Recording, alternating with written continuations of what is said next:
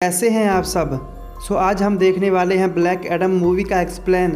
तो मूवी की शुरुआत होती है आज से 5000 साल पहले, जहां हम कहंदक सिटी के राजा एप्टोम को देखते हैं, जो बहुत ही क्रूर और मगरूर राजा होता है, जो अपने राज्य के गरीब लोगों को गुलाम बनाकर ज़बरदस्ती माइनिंग करवाता है, क्योंकि उसे एटीरियम नाम के एक एलिमेंट की तलाश थी, जिसे वह क्राउन ऑफ सबेक को बना लेना चाहता था, ताकि उसे पहनकर वह सबसे ताकतवर राजा बनकर दुनिया पर अपनी हुकूमत जमा सके। उसे वह एलिमेंट मिल भी जाता है और उससे वह क्राउन ऑफ सबेक भी बना लेता है। पर उनके गुलामों में से एक गुलाम होता है एडम, जिसका बेटा हुरत उनके खिलाफ जाने की कोशिश करता है। इसीलिए किंग एप्टोम के लोग उसकी माता को मारकर एडम को पकड़ देते हैं और हुरत को भी मौत की सज़ा सुना दी जाती है। जैसे ही वह उसका सर धड़ से अलग करने ही वाले होते हैं, तभी अचानक वहाँ कुछ जादूगर आ जाते हैं, जो अपनी जादुई पावर हुरत को दे देते हैं, जिससे वह अब एक सुपर हीरो में तब्दील हो जाता है। इधर एप्टोम के लोग एडम को बहुत मारते हैं, जिससे एडम मरने ही वाला होता है। इसलिए अपने पिता को बचाने के लिए हुरत अपनी सारी जादुई शक्तियाँ अपने पिता एडम को दे देता है और उसके बाद हुरत को किंग एप्टोम के लोग जान से मार देते हैं। जिसके बाद एडम अपने बेटे हुरत की मौत का बदला लेने के लिए एप्टोम को भी मार देता है और पूरे कहंदक शहर को भी तबाह कर देता है, जिससे कई मासूम लोगों की बेवजह मौत हो जाती है। भविष्य में एडम दोबारा अपनी पावर का गलत उपयोग न कर सके, इसीलिए सभी जादूगर एडम को एक गुफा में कैद कर देते हैं। फिर आगे हमें कहानी 5000 साल बाद दिखाई जाती है, यानी कि वर्तमान समय की, जहाँ अब कहंदक सिटी में इंटर गैंग ग्रुप का राज चल रहा होता है। यहीं पर हमें एक आर्कियोलॉजिस्ट एड्रियाना नाम की महिला दिखाई देती है, जो पुरातात्विक धरोहर को खोजने का काम करती है, जो अब क्राउन ऑफ सबेक को खोज रही होती है। इसीलिए वह अपने भाई करीम और अपने दो अजीज मित्र इस्माइल और समीर के साथ उस गुफा में पहुंच जाती है, जहां एडम को कैद किया गया था। यह एड्रियाना को वह ताज मिल जाता है, लेकिन तभी वहां इंटर गैंग ग्रुप के सिपाही पहुँच जाते हैं और एड्रियाना पर हमला कर देते हैं। एड्रियाना से वह ताज लेकर समीर को मार देते हैं। एड्रियाना के नीचे कुछ जादुई शब्द सजम लिखा होता है, जिसे बोलने से एडम कैद से आज़ाद हो जाता है। फिर एडम वॉशिंग पाउडर निरमा की तरह इंटर गैंग के लोगों की अच्छी तरह से धुलाई करता है और एड्रियाना व करीम वहां से उस ताज को लेकर बच निकलते हैं और इस्माइल उसी गुफा में फंस जाता है।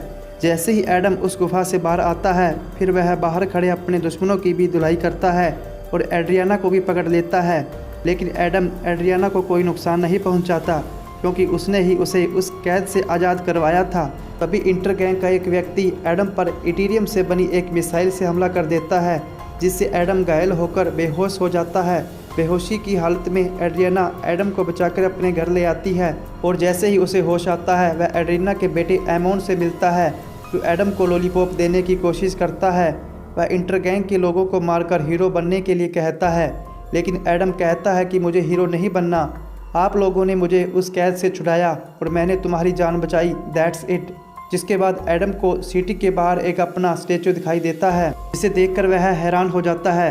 दरअसल आज के लोग एडम को अपना हीरो मानते हैं, क्योंकि उसने किंग एप्टोम को मारकर उनके पूर्वजों की रक्षा की थी।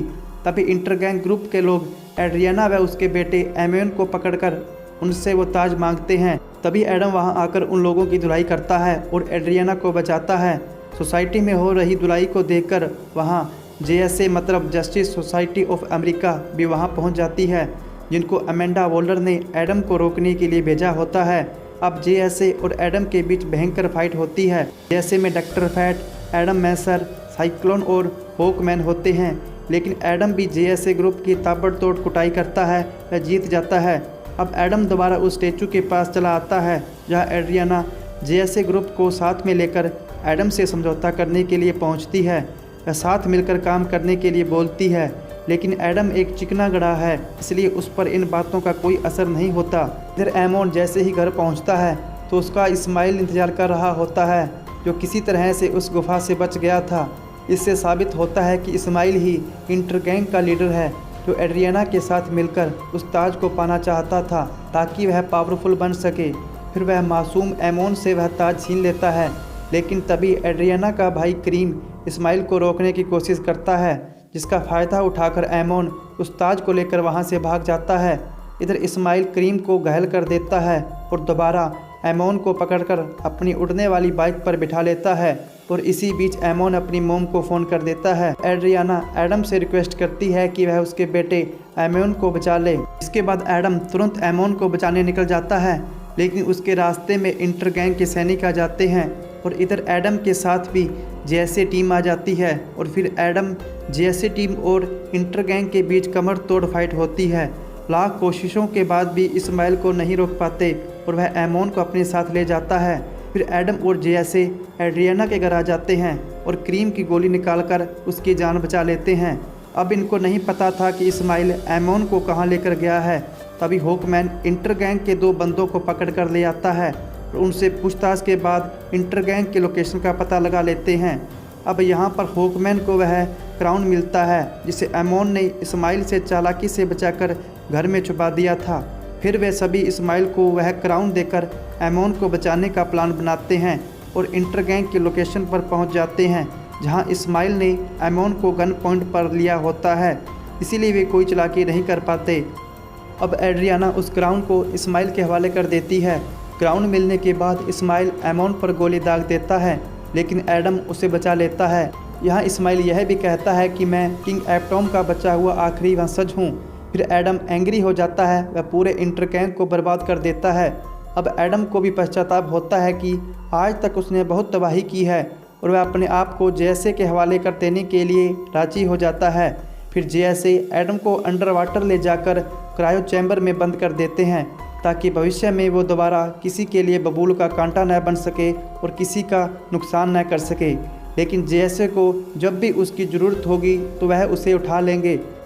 अब सब कुछ नॉर्मल चल रहा था, तभी अचानक डॉक्टर फैट को एक बुरा सपना आता है जिसमें पूरी दुनिया तबाह हो चुकी होती है। फिर उसके बाद एड्रियाना उस क्राउन पर रिसर्च करती है और पाती है कि जो भी उस क्राउन की पावर को हासिल करना चाहेगा पहले उसे अपनी बलि देनी होगी। यानी कि अब सबको समझा गया था कि इस्माइल जानबूझकर एडम के हाथों मरा था ताकि वह अपनी बलि देकर उस क्राउन की पावर को हासिल कर ले, और होता भी ऐसा ही है।